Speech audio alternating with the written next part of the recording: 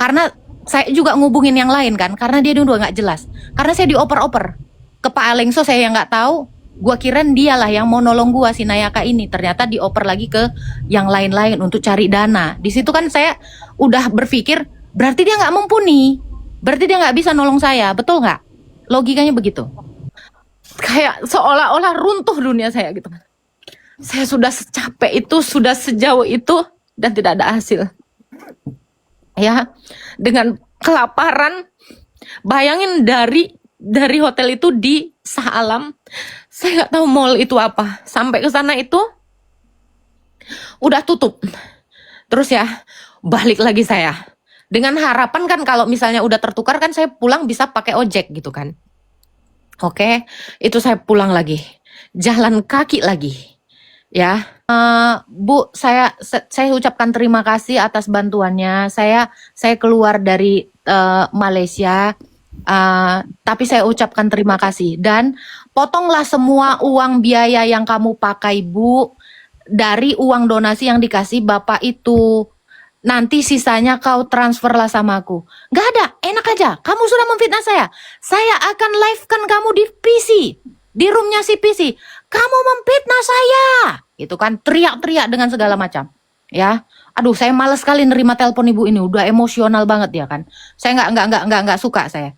Nah, terus gitu dia terus-terusan ngubungin saya. Terus ngubungin lagi Elia. Ya, si Elia ngubungin saya. Kamu ini kayak gimana sih? Nggak tahu diri banget. Hah? Assalamualaikum warahmatullahi wabarakatuh. Berjumpa lagi dengan Berita Apologet ya. Channel akan memberitakan segala macam dinamika dunia perapologetikan. Masih mengenai Agatha yang sakit hati dengan perlakuan para polikadus-polikadus yang sudah menikam dia dari belakang, yang sudah membuat hidup dia hancur, teman-teman. Jadi menurut Agatha, seharusnya dia sedang ada di puncak-puncak karirnya. Seharusnya dia masih bisa menikmati donasi-donasi yang mengalir kepada Ratu Polikadus. Tetapi karena tikaman, karena Elia Miron, Edwin, dan kroco-kroconya ya, dan timnya yang mengacaukan hidup Agatha, sehingga Agatha harus mengalami penderitaan demi penderitaan ini. Nah, ini cukup menarik teman-teman ya, di mana saling menyalahkan itu adalah hal yang lumrah di dalam ajaran Polikadus. Mereka tidak pernah mengakui bahwa mereka bersalah, tapi selalu menunjuk orang lain, selalu menyalahkan orang lain. Inilah ciri ajaran Polikadus tersebut. Tidak ada kedewasaan, tidak ada kerendahan hati untuk mengakui bahwa ya, saya juga salah. Kan begitu. Agatha merasa bahwa semua keputusan yang dia ambil itu berdasarkan dorongan teman-temannya, berdasarkan pilihan yang diambil oleh Elia Miron, Edwin, orang-orang yang dia percaya bisa membawa hidupnya lebih baik, tetapi malah menjerumuskan dia, menjatuhkan dia. Dan sekali lagi teman-teman ya, inilah yang kalian harus pelajari, bahwa orang bisa menasihati, tapi yang mengambil keputusan dalam hidup kalian adalah kalian sendiri. Sehingga pastikan setiap keputusan kalian itu adalah keputusan yang memang mantap kalian ambil, sehingga kalau terjadi apa-apa kalian tidak menyalahkan orang lain ya, kalian tidak meratapi hal tersebut, tapi kalian akui bahwa mungkin ini adalah rencana dari Allah yang terbaik untuk hidup saya. Saya ambil contoh teman-teman ya. Dulu saya dihadapkan pilihan antara berhenti di media sosial atau terus lanjut. Ini flashback bentar ya teman-teman ya. Kurang lebih 5 tahun yang lalu ya, kalau tidak salah 5 tahun yang lalu, waktu pertama sekali saya didoxing oleh Paul Jang. Pertama sekali saya didoxing Paul Jang. Salah satu klien saya itu kenal dengan saya lantaran ternyata dia penonton Paul Jang. Dia penonton Paul Jang, terus dia terkejut. Kamu ini Julius gitu kan? Iya, saya bilang, kan tadi udah kenalan gitu.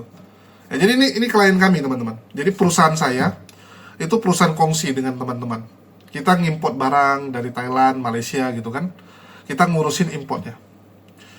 Dan salah satu produk kita itu adalah Goni. Ya, Goni teman-teman. Goni bekas dari Thailand yang kita jual ke perusahaan-perusahaan di Medan sekitarnya gitu kan. Ya, banyak lah yang butuh goni bekas gitu. Dan goni dari Thailand termasuk murah. Jadi kita ambil tuh banyak. Jadi kita supply ke beberapa perusahaan dan bos perusahaan ini ngajak ketemu ya udah kita makan. Oke. Di tempat makan bos tuh bilang, "Kamu Julius ya?" Loh, ya iya Pak gitu kan. Ini gimana sih? Kamu Julius yang ada di YouTube itu kan? Loh, begitu dia bilang YouTube langsung tek tek tek tek gitu kan. Anjir. Baru dia cerita, "Kamu itu ya," dia bilang. "Ya, jangan kayak gitu gitu kan." Pokoknya dimarah-marahin lah saya di situ. Dimarah-marahin. Teman saya terkejut. Apa ini YouTube gitu kan? Apa ini YouTube? Dibuka sama bapak itu. "Ini kamu kan?" Begitu dibuka channel HMC, saya mau ngelak apa gitu kan. Teman saya semua tanda, cara saya ngomong, intonasi saya gitu. Ya sudah, diam saya teman-teman di situ. Selesai itu, teman-teman nekan saya. Ya, teman-teman partner itu nekan saya ya, kongsian saya itu semua bilang, "Udahlah, hentikan aja gitu, bahaya itu, agama gitu kan." Dan teman saya itu ada yang Kristen, ada yang Buddha. Oke. Sedangkan bapak itu Kristen fanatik bapak itu. Jadi dia merasa bahwa saya menyerang iman dia, apalagi saya menyerang Paul Jang yang dia idolakan saat itu ya, saat itu dia idolakan.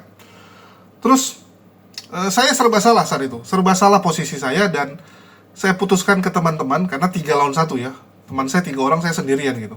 Saya bilang, "Udah gini aja, kalau video saya ini membuat nanti usaha kita jadi susah, ya, karena memang klien kami teman-teman, perusahaan-perusahaan yang kami masuki, ya barang-barang kami supply ke perusahaan-perusahaan ini, bisa dibilang 100% itu non-muslim. Ya non-muslim teman-teman, karena Chinese semua. Kalau nggak Buddha, ya Kristen, ya. Kalau nggak Buddha, Kristen, Konghucu gitu, nggak ada yang Islam, ya nggak tahu lah ya. Harusnya nggak ada, karena Chinese semua waktu itu. Terus saya janji gini, kalau ini jadi masalah saya mundur, saya bilang, saya mundur dari usaha. Oke? Waktu itu teman saya bilang, "Udah, kenapa sih YouTube itu bukan ditutup aja kan, penghasilannya juga berapa sih gitu kan?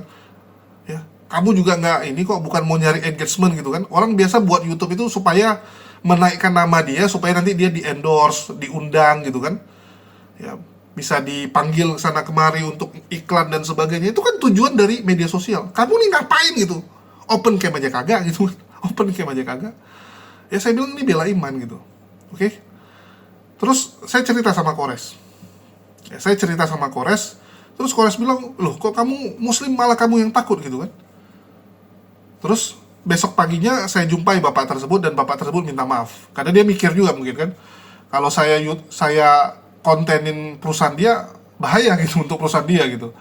Apalagi kan bisa dibilang ini non-muslim sedang mempersekusi muslim gitu kan, ngancam-ngancam. Saya bisa aja gitu kalau mau viralkan. Cuman karena bapak itu minta maaf, ya udah kita damai. Ya. Teman saya tapi masih nekan saya untuk tutup. Saat itu saya punya pilihan. Saya punya pilihan untuk nutup YouTube saya atau lanjut. Dan karena saya lanjutkan YouTube saya, tahun depannya viral, saya dipersekusi habis-habisan, rumah saya didatangin, saya dilaporkan berjilid-jilid, sehingga saya harus pindah ke Jakarta. Dan kalian tahulah cerita tersebut ya, sampai saya harus pindah ke Jakarta. Ya, sampai saya sekarang ada di sini sekarang. Apakah saya sedih meninggalkan usaha saya? Sedih teman-teman. Menyesal nggak? Pernah ada kepikiran kayak, anjir, gara-gara ini kok jadi susah saya gitu kan. Bagus-bagus, tiap bulan dapat duit dari usaha, ini malah cari penyakit gitu kan. Ada kepikiran gitu? Ada teman-teman. Sebagai manusia. Tapi sekali lagi ya, ini pilihan yang saya ambil. Maka saya nggak bisa menyalahkan orang lain. Saya nggak bisa bilang, ini gara-gara Kores nih. Bilang, semangat kamu bikin malu gini kan.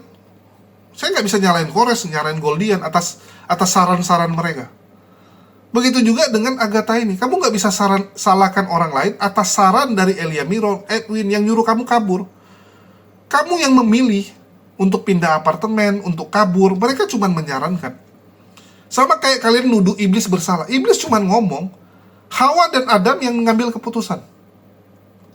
Belajarlah bertanggung jawab atas segala keputusan yang kamu ambil. Belajar tanggung jawab. Jangan dikit-dikit nyalain orang lain ya.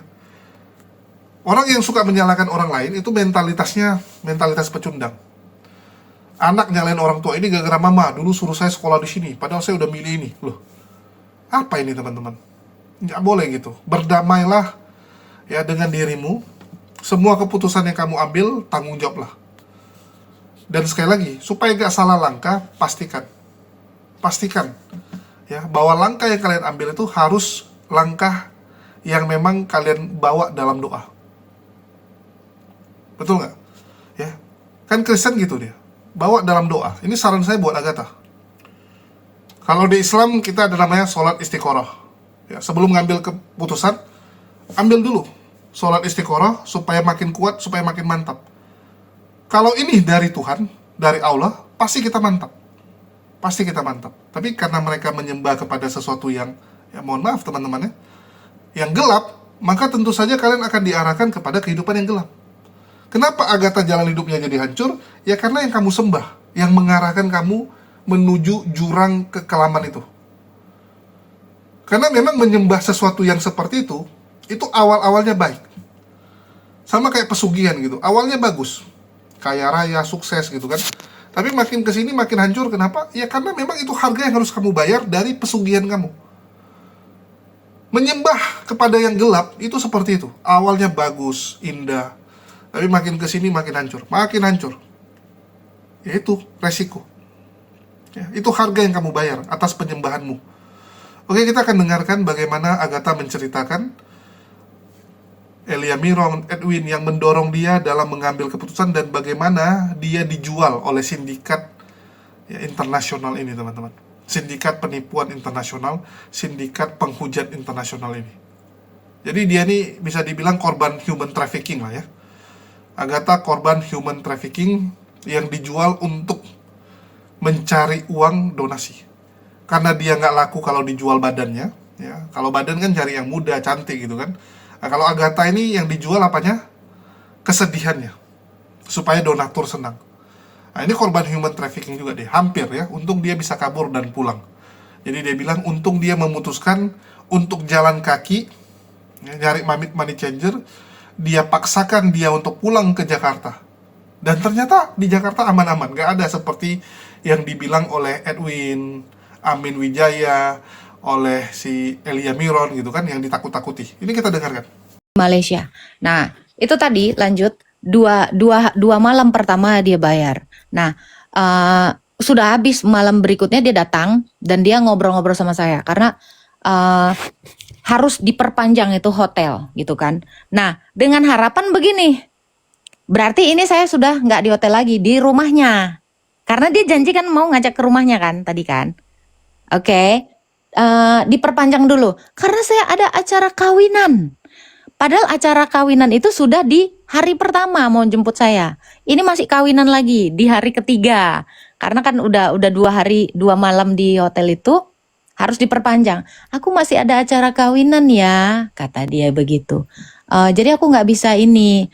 Terus pas malam itu dia nyuruh saya. Ini udah dia datang itu selalu malam karena dia sibuk ya. Katanya mau ngurusin kawinan itu dengan bapaknya, bukan bapaknya siapa, suaminya, bapak itu.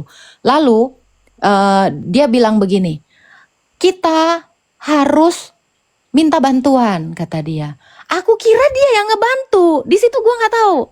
Jadi ada lagi orang yang ngebantu dia, gitu kan? Di otak gua, oh dialah ini yang membantu saya. Terus gitu kan, saya hubungin ini ya, namanya Pak Alengso. Nah mungkin kalau ada Pak Alengso di sini boleh gitu ya.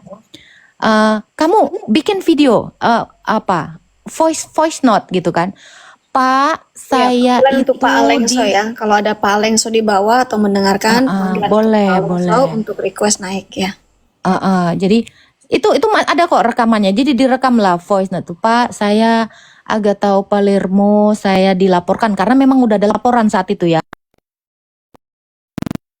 Ya, Pak Gimik ini Alengso ya. naik lah Pak. Kita kasih tempat untuk Pak Alengso. Pak Alengso, Paduka Rudal yang Tante dibawa-bawa Ija, itu maaf, boleh. Kak Agatha, saya potong sebentar.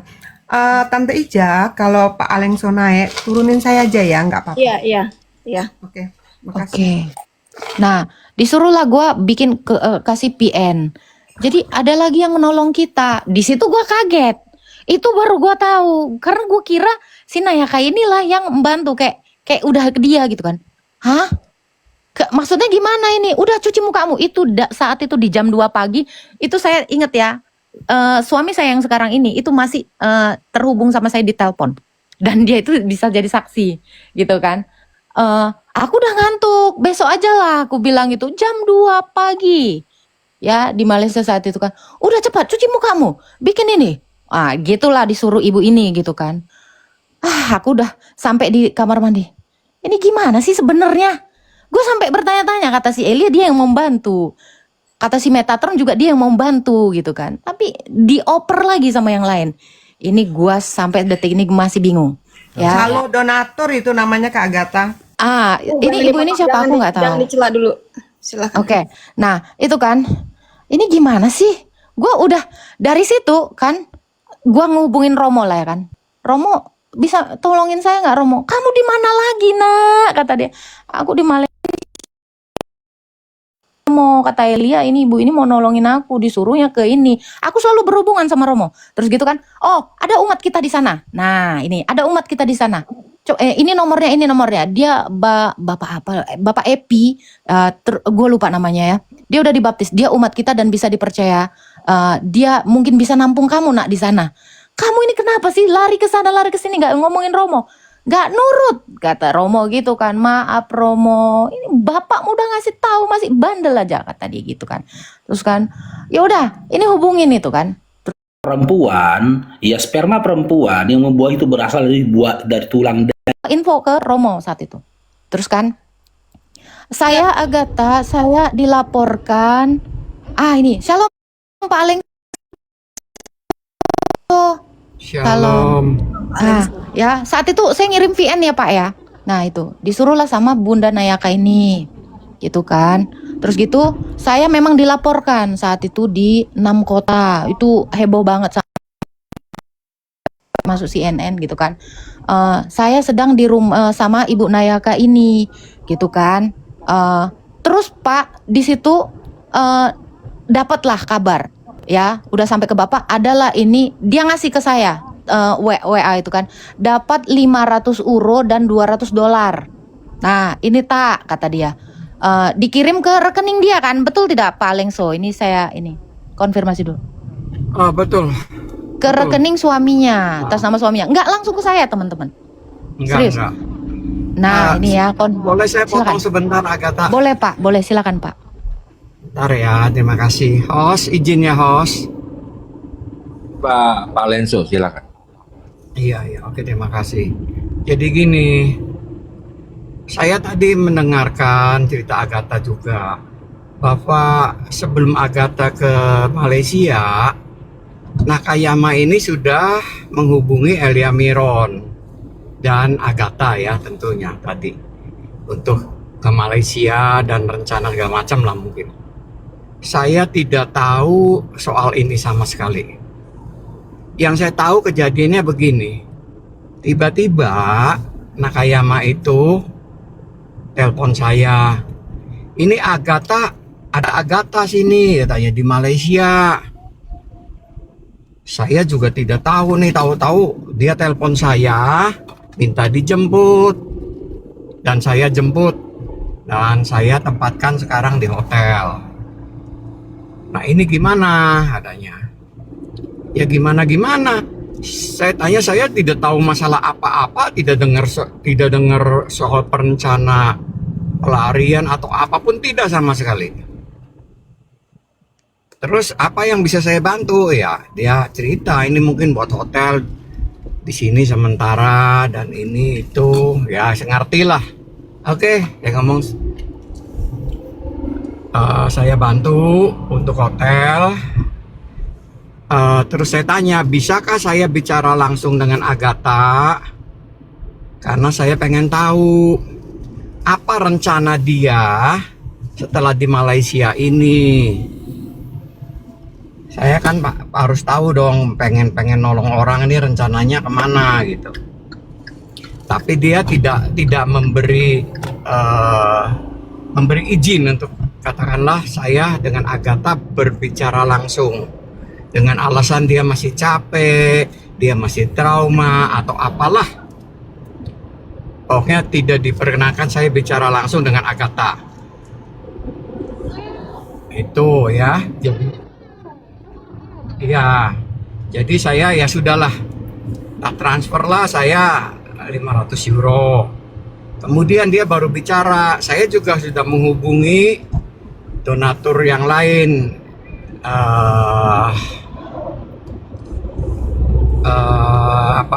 Bapak H di Jakarta, tapi tidak direspon. Dan saya sudah menghubungi pendeta Nehemia di Amerika, dia merespon, mentransfer $200 via PayPal, dan itu belum sampai katanya besok atau lusa. Nah, saya ngomong saya bisa melalui Wise hanya dalam ya katakanlah 1 menit paling lama, tapi hitungan detik ya, langsung masuk gitu. Silakan itu dulu dipakai. Udah. Nah, sampai hari keberapa itu, saya tetap penasaran, pengen tahu, bisa nggak Bu saya bicara langsung dengan Agatha? Ya nanti saya hubungin dia, ini itu, tapi tidak terjadi juga. Dan terakhir dia telepon katanya, anak ini kurang ajar, lari keluar dari hotel tanpa memberitahu saya, dan segala macam bla bla bla. Padahal saya sudah punya rencana akan mengajak ke rumah saya untuk makan, bukan untuk nginep ya, hanya untuk makan ya. Oke, mantap ini, mantap. Terus akan saya ajak ke Kuala Lumpur untuk melihat-lihat di sana. Terus saya akan ajak ke Bangkok sebelum dia pulang ke Indonesia. Saya pikir, pulang ke Indonesia terus ngapain? Dia lari ke Malaysia. Dalam hati. Terus dia minta bantuan hanya untuk jalan-jalan ke Kuala Lumpur terus ke Bangkok. Kan jadi tanda tanya, tapi saya tidak mengatakan apa-apa. Saya diem aja. Pengen tahu sampai di mana ulahnya dia nih. Oke. Itu Segitunya ya. Padahal tadi dari Agatha sendiri bahwa kamu tuh jam 2 pagi disuruh apa, Agatha? Cuci muka. Disuruh ngapain? Cuci muka, minta bantuan. Minta bantuan gitu, saya di ini. Dan itu tadi ya saya ceritain ya. Saya yang menyuruh keluar itu Elia dan Metatron saat itu. Kalau dibilang saya mau jalan-jalan, saya orang yang nggak mau jalan-jalan. Bahkan ya Pak, waktu saya itu ya sudah minta itu ya, dia masih berkata seperti ini, aku masih ada urusan kawinan. Nah ini kawinannya nggak beres-beres juga. Udah di hari ketiga keempat ini Pak. Nah saya ini kenapa katanya aku tuh Pak, tahu nggak Pak? Kenapa aku tuh juga nggak ini ya? Ke bapak aku nggak tahu, karena memang ke situ saya kira dia yang mau bantu Pak. Sampai saya berpikir ini mau kemana lagi sih, ngubungin ini ngubungin itu. Aku bilang ini kenapa aku dioper-oper. Aku sempat nanya kok itu ya, ini nanti minta ke sini. Terus ada lagi Paul Jang, dia tunjukkan juga ada WhatsApp Paul Jang ya kan. Si Paul Jang itu nggak benar begini, dia pernah ngatain saya calo donasi. Nah itu ada ditunjukkan WA-nya ya. Mungkin kalau ada Bu Nayaka ini ya jujur kasih ketawa aja, tapi saya nggak peduli. Kalau bagian itu saya nggak ngurusin Pak ya. Itu urusan kalian lah, itu bukan bagian saya. Nah ini terus dia memang ya, ayolah kita jalan-jalan ke KL, kata dia kan. Aku nggak mau kemana-mana Bu, karena dia pun waktu saya di Malaysia itu Pak, kamu jangan bahas-bahas RT6, jangan senggol-senggol mereka, karena takut di Malaysia ini lebih parah. Nah, kalau dia sudah mengatakan itu, masa dia ngajak saya jalan-jalan? Nah, bingung kan? Saya juga bingung. Di situ, udahlah, saya nggak mau. Saya takut, karena di situ juga saya masih belum percaya 100% sama dia, gitu kan? Kok ini nggak jadi-jadi dibawa ke rumahnya, gitu kan? Sampai ini kok udah lama banget, gitu kan? Dan di 6 malam terakhir dia tidak datang ke tempat saya, padahal dia tahu besoknya itu sudah saya diusir. Sampai malam lah dia baru datang. Lama sekali dia datang. Jadi kamu kelaparan ya, Tak? Iya, saat waktu pertama kali udah dapat dari Pak Alengso ini, dia kasih saya berapa ratus ringgit saya lupa. Itu untuk memperpanjang hotel 2 malam sama makan saya berapa ratus ringgit. Gitu kan. Kamu beli sana daging babi. Terus nanti kamu live. Jadi seolah-olah kamu itu nanti di sini makan enak. Itu dia yang bilang. Sementara saya kan nggak pernah live itu untuk pamer-pamer kayak gitu kan, nggak gitu kan. Pokoknya nanti jadi kelihatannya kamu itu makan enak. Satu hari itu memang ya dia belikan saya makanan. Nah itu, tapi di hari berikutnya ini kenapa lama sekali? Saya nanti kan sebelum jam 12 saya harus sudah keluar. Nah saat itu saya ceritalah itu di hari dimana dia tidak datang. Janji dari kemarin mau makan malam, saya udah kelaparan. Jadi ini hari sebelum saya mau keluar dari situ kan, karena udah habis. Dia janji nanti kita makan malam, aku nungguin nggak datang. Aku udah lapar yang makan apa ini, nggak ada makanan dan nggak ada uang. Saat itu sudah habis. Cuman berapa ratus dolar yang dia kasih. Jangan boros-boros ya, kata dia gitu. Berapa ya? Saya lupa lah. Berapa ratus ringgit lah saya lupa. Ya, jangan boros-boros ya, karena kata Elia, kamu itu boros. Itulah bingung saya Pak. Itu uang kamu tuh nggak ada sama saya Pak. Uang kamu tuh nggak ada sama saya. Saya cuma dikasih buat untuk hotel dan makan saat itu. Ya. Iya, saya tahu itu, tahu. Gini, Nah, silakan. gini ya, sebentar saya celah dulu ya. Bagi yang di bawah, biar pada tahu, saya dengan Agatha ini tidak pernah kontak sama sekali. Baik Betul. di Komal maupun WhatsApp atau apapun. Di TikTok pun kita tidak berteman, tidak saling follow. Ya. Jadi saya waktu itu membantu Kak yang di Malaysia, itulah yang minta. Dia ngomong, bagaimana ini? Saya menolong seorang apologet yang notabene menghujat Islam. Sedangkan suami saya adalah seorang Muslim. Jadi bagaimana saya menolong penghujat Islam, tapi suami saya Muslim. Saya tidak mau pakai uang suami saya untuk menolong Agatha. Makanya minta tolong kepada saya, kepada Pendeta Nehemia dan yang lain-lain lah. Itu alasannya dia minta bantuan kepada saya. Ya, jadi saya membantu itu kepada Nakayama yang sedang kebingungan untuk membayar hotel karena tidak mau pakai uang suaminya. Dan saya lebih bingung lagi, dia yang mengajak merencanakan Agatha ke Malaysia kok. Sampai di Malaysia dia malah mencari donasi ke yang lain gitu tuh. Ya. Jadi Betul. dalam hal ini Agatha bersih, tidak pernah minta apapun pada saya. Karena saya tidak pernah kontak, tidak kenal, tidak apa. Nggak kenal. Ya begitu Saya kan nggak Agatha ya. Betul Pak, saya nggak kenal. Dan ini Jadi baru saya follow yang Bapak. ngasih itu menolong Nakayama. Nah, saya hanya pengen Izin tahu follow ya, kemana Pak, ya. rencananya. Saya izin follow Barangkali paling menolong saya. lebih lanjut, tapi tidak dikasih, ya sudah. Dan memang mungkin itu kehendak Tuhan, begitulah. Saya izin follow paling ya. Iya, ya. Nanti kita kontak-kontak. Nah, tapi saya ucapkan terima kasih ya Pak Alengso karena sudah membantu saya walaupun itu tidak sampai kepada saya secara penuh. Saya tetap mengatakan Bapak adalah malaikat juga yang diutus Tuhan Yesus untuk menolong saya saat itu. Itu Pak. Iya. Ya, Oke. saya kira cukup semua jelas ya, Agatha dan lain ya. Kalau jelas saya mohon izin turun. Ya, terima kasih banyak Pak Alengso, Tuhan berkati diterangkan saya. juga Agatha kalau kamu kabur dari hotel itu kenapa kabur? Iya Pak, oke Pak. Nah itu Pak, karena janji dia ini banyak banget kan. Ya, dia memang cerita suami saya ini dari Islam, terus dia juga sakit ya.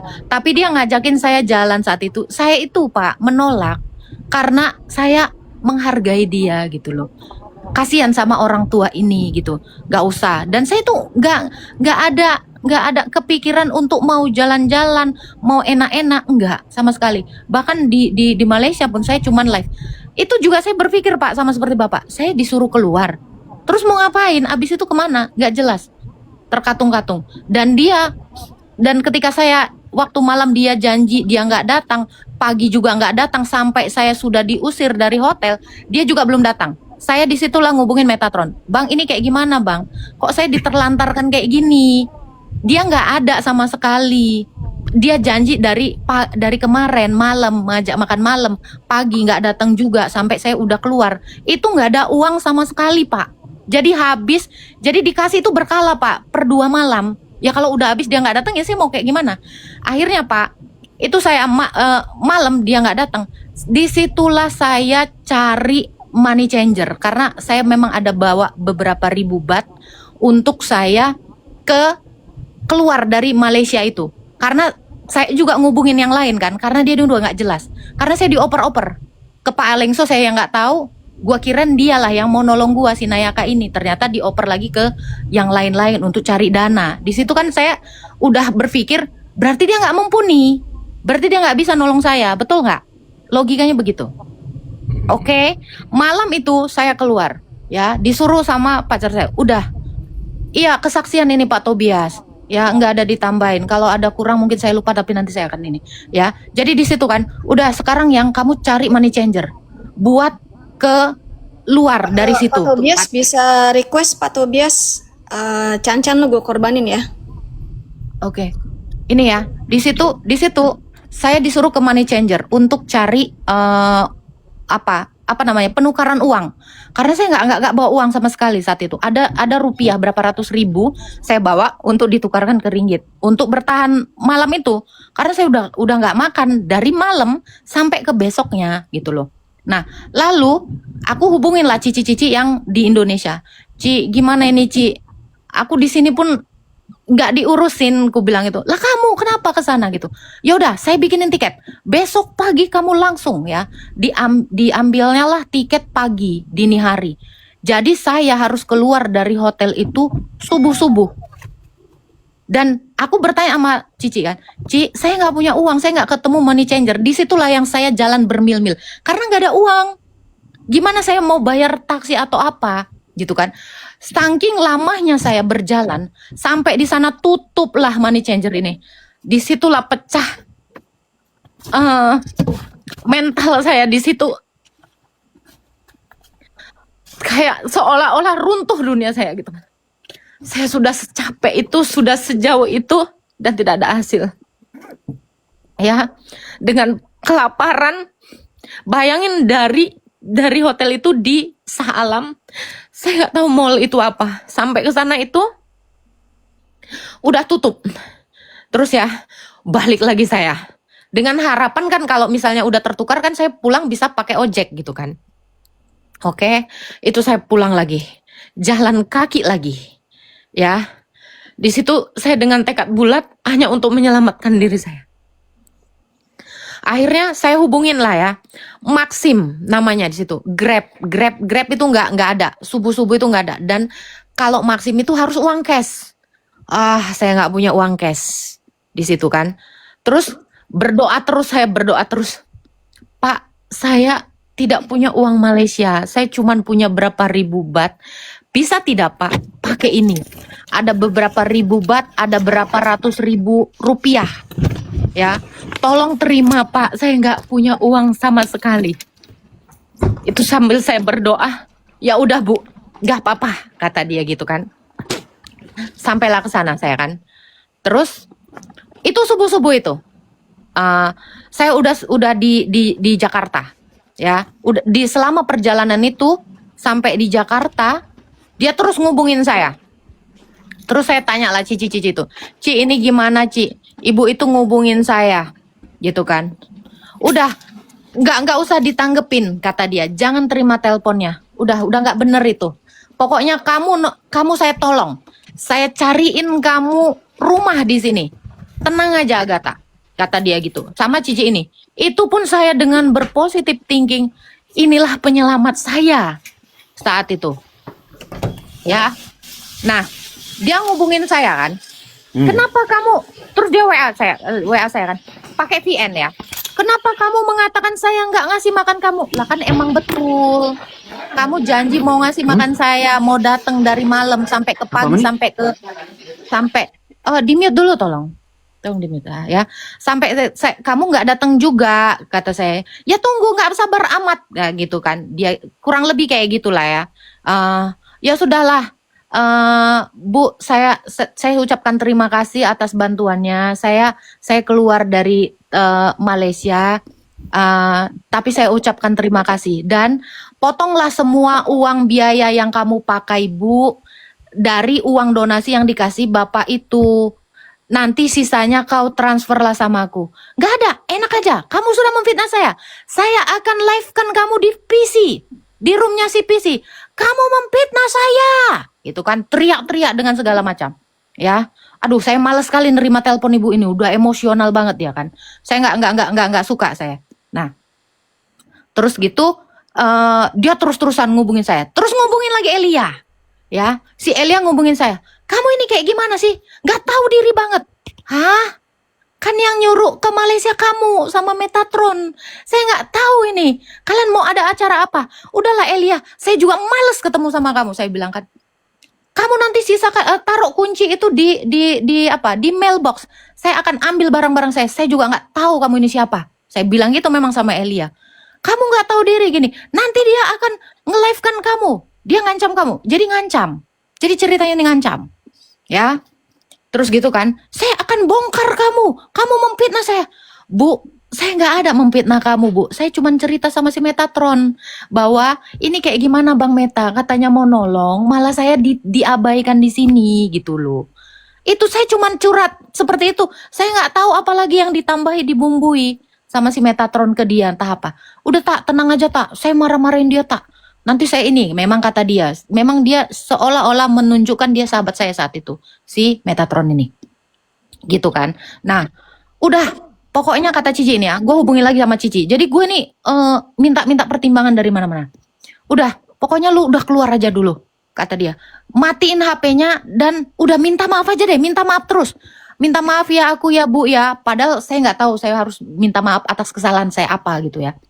Cuman mungkin karena saya terlalu lama menunggu gitu. Saya udah nggak bener ini, ya. Lalu dia mengancam saya kan. Saya akan laporkan kamu dan saya akan bikin live kamu supaya kamu malu, kata dia. Udahlah Bu, saya minta maaf kalau saya salah, saya minta maaf. Sudah ya, terus dia cerita entah ini kamu tahu orang-orang semua ini sama kamu, menolong kamu begini. Sudahlah Bu, saya minta maaf, berpuluh-puluh kali saya minta maaf sama dia. Dia kalau mau jujur nunjukkan VN-nya boleh itu Bu Naya kayak ya. Saya nggak mau memperpanjang orangnya. Gitu saya. Ya sudahlah. Tunggu tak, gue potong Apa tak. tuh? Oh ya teman-teman, si Ibu Lendi Bos ini juga cerita ke aku, katanya Agatha itu subuh-subuh keluar dari rumahnya, Oh, bukan itu di hotel salah. bentar, Saya nggak keluar pernah. Di hotel. sama Keluar dari hotel. ya, sama Om. Apa? Enggak, Sama Om? enggak ada. Keluar dari hotel sama om-om. Iya, keluar dari hotel Astaga sama Tuhan Om itu. Yesus. Ngeri ya. Nah, terangkan Agatha siapa om-om itu. Oke, saya nggak tahu, saya nggak punya om-om. Saya cuma punya pacar saya yang di Korea dan itu bukan om-om. Ya kalian lihat ya di VT saya itu suami saya ada kok. Ya ada foto pernikahan saya di situ. Itu sama suami saya. Saya nggak pernah ketemu sama om-om atau siapapun karena kalian selalu nonton saya kan, hampir selalu loh live itu. Iya. Saya memang ke gym, ya karena saya punya member kan, Anytime Fitness itu di semua negara ada. Itu tempat gym saya, tapi jangan kalian datang ya sekarang ya. Oke. Ya, ini HP saya sudah mulai rusak teman-teman ya. Jadi kamera kiri dan kanannya bisa ganti-gantian. Aneh sekali. Kita kembali kepada pokok permasalahan, tapi sebelumnya kita iklan dulu bentar teman-teman ya. Oke teman-teman, jangan lupa dibeli Maudi Madu. Ya, kita jualan madu asli dengan harga yang sangat terjangkau. Link pembelian ada di deskripsi. Kita juga ada jualan kopi dan yang lain-lain ya. Mari mampir di toko kita untuk membantu perjuangan yang kita lakukan. Karena kita bukan Polikardus yang disupport oleh donatur ya. Nggak seperti itu. Oke, kita kembali kepada Agatha yang bercerita bagaimana dia dijual oleh sindikat penghujat internasional ini. Dan akhirnya dia bisa pulang lantaran memaksakan. Ya, dia telepon Cici Leni Wijaya ini.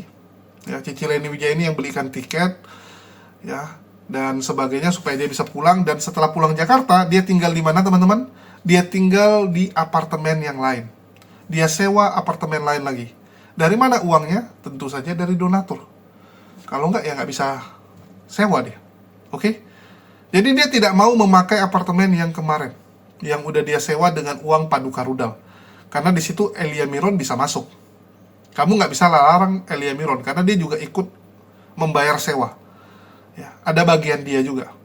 Jadi terpaksa Agatha pindah. Saking nggak mau ketemu dengan Elia Miron. Saking istilahnya kesal, sakit hati gitu. Karena setelah itu dia namanya redup. Nama dia redup gitu kan. Karena tanpa menghujat, dia akan ditinggalkan. Mereka ini sama semua, teman-teman. Sofiatul, Saifuddin gitu kan. Dulu saat menghujat Islam, naik. Begitu nggak hujat, hilang. Begitu nggak hujat, hilang. Ya. Uti Watimena dulu disayangi. Begitu sakit, nggak bisa lagi bacot-bacot, hujat-hujat, ditinggalkan. Sampai harus nginjak Quran. Tujuannya nginjak Quran apa? Untuk kembali menyenangkan donatur-donatur Islamophobia. Tapi kan gagal juga. Nah, inilah ngerinya pengajaran ini, teman-teman. Ngeri. Itulah saya bilang tinggalkan. Tinggalkan. Agatha ini sebenarnya sudah bagus keluar dari lingkaran setan ini. Tapi dia malah kembali ya ke dunia apologetika. Padahal dia bacotnya, suami saya kan lumayan dari Korea kerja bawa pulang uang gitu. Terbukti masih butuh uang dari hujatan Islam. Apa ini? Apa ini, teman-teman? Walaupun dia menyangkal ya bahwa yang menghujat itu adalah Edwin dan orang-orang lain yang mendorong dia, yang mengatakan, Hajar tak, tenang, kita sudah di backup, ada penegak hukum, ada kepolisian ya, jenderal-jenderal kita nanti di dalam yang backup kita. Apa ini, teman-teman? Jahat sekali mereka ya. Dari awal niat masuk ke dunia apologetikanya itu ternyata ingin melanggar hukum, ternyata ingin menghujat, dan didukung pula oleh penonton-penonton Polikardus ini, laskar-laskarnya ini. Apalah kalian. Saya nanti akan putarkan sebuah pernyataan dari pendeta-pendeta yang mereka juga sangat kesal ya dengan sepak terjang orang-orang yang mengaku apologet Kristen ini, karena yang kena dampaknya mereka. Pendeta-pendeta ini sudah merasakan dampak bahwa apa yang saya sampaikan itu benar. Gara-gara kelakuan Polikardus, gereja-gereja sekarang ditolak oleh umat muslim. Karena umat muslim melihat bahwa ajaran ini ternyata ajaran hujat Islam. Ternyata ajaran ini adalah ajaran yang tidak membawa kedamaian. Dan itu membuat mereka jadi susah loh. Kristen ini kita bawa dengan kasih loh. Misionaris dulu menyebarkan Kristen dengan kasih, bukan dengan hujat. Ini kenapa sekarang malah jadi agama tukang hujat.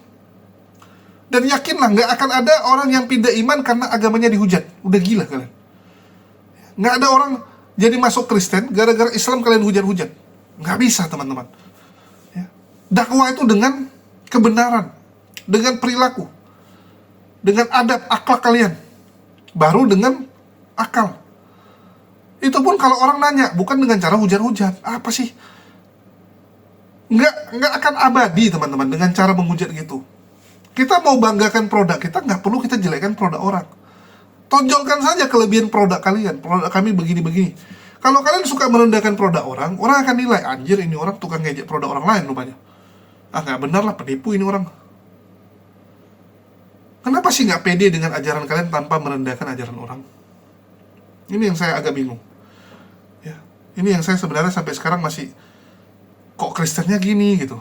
Dulu saya tim penginjil, teman-teman. Dulu saya tim penginjil, tapi nggak pernah saya tuh menjelekkan agama Islam. Dan kami, ya, di tim kami dulu nggak ada. Kopilip tuh nggak pernah mengajarkan orang untuk mengejek agama orang lain, nggak ada. Fokus aja gitu dengan kekristenan ya, jual mukjizat-mukjizat bahwa Tuhannya hidup, bahwa Tuhannya berkuasa, Tuhannya nyata gitu. Itu fokusnya. Bagi bantuan, ya, bantuan sosial ada. Memang kita bantu-bantu orang gitu kan. Dengan tujuan, ya orang ini juga melihat bahwa Kristen ini agama yang baik, suka membantu gitu. Ternyata agama inilah yang agama yang damai gitu kan. Tujuannya di situ, bukan dengan cara hujat Islam. Dengan hujat Islam ini tambah kacau nih, tambah kacau. Dan sekali lagi kita berharap Agatha itu ya mending jangan lagi lah di dunia ini. Anda sudah 2 kali dulu bilang mau mundur, ya, 2 kali nangis-nangis mau mundur, tiba-tiba muncul lagi. Saya nggak tahu besok nangis lagi atau enggak ya. Atau mungkin masuk penjara dulu baru nangis. Ya. Atau mungkin setelah masuk penjara baru nggak akan lagi berapologet. Ya kita nggak tahu. Nah, ini kita masih tunggu teman-teman. Ya, dan saya berharap penegak hukum ini benar-benar ngecek baik-baik lah. Karena ini sudah sangat meresahkan. Para polikardus ini sudah sangat meresahkan sepak terjang mereka di media sosial. Biar kalian tahu. Bahkan Katolik saja sekarang dihujat-hujat sama mereka. Katolik yang biasanya nggak ikut-ikutan, itu juga udah dihujat-hujat sama polikardus-polikardus ini. Itu realitanya. Jadi Agatha teman-teman, itu memang kabur ya. Jadi dia dulu tinggalnya di apartemen ini, di sampingnya Mall Emporium. Dari Mall Emporium sampingnya tuh ada apartemen, dia tinggal di situ. Setelah dilaporkan, dia pindah dengan Elia Miron di Puri. Ya, di Puri apa ya? Saya punya datanya teman-teman. Ya, jadi memang mereka ini hidup dalam ketakutan sehingga harus pindah sana pindah sini. Ya, lucu sekali melihat polikardus ini. Kenapa nggak belajar untuk tanggung jawab? Ya, dia pindah ke apartemen Puri Parkview. Ya, beda blok satu aja, beda jalan ya sampingnya. Jadi dari Emporium ya, pindah ke apartemen Puri Parkview, terus kabur ke Malaysia. Pulang dari Malaysia, dia nyewa sendiri tanpa kasih tahu siapapun. Nggak mau lagi kasih tahu siapapun. Karena itu.